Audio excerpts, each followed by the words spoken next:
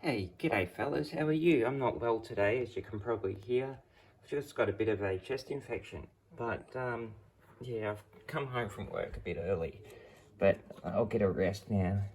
But I've practically got this T-54 finished. It's a beautiful kit, it really is. The amount of photo etch and stuff on it is unbelievable. It's really nice. I've just got to put the other side of the those rails on the turret, and there's something I've got to put on the back on here, but that's about it. It's got a really nice mantlet. It's really cool, and it's just going to be an exterior one, so I'm not going to do anything on the inside. They didn't put a breech in or anything anyway, but it's come up really good.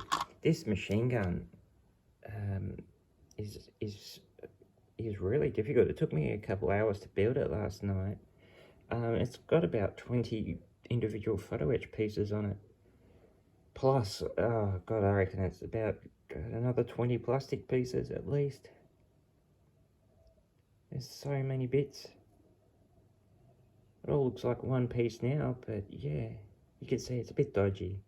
I haven't done the best job of it. But you live, you learn, and you improve. So that came up well. And I've given this a prime.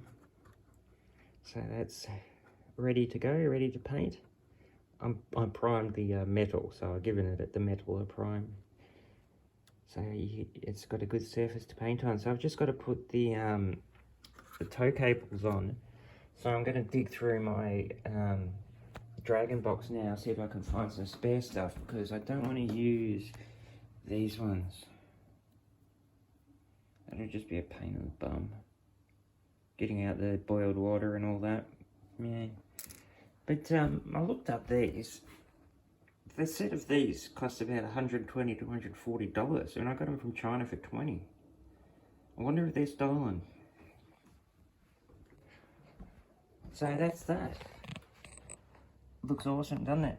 I've just got a few more things to finish, and then I'll start the paint job. Love it. It was a great build. But the full interior one's going to be really hard.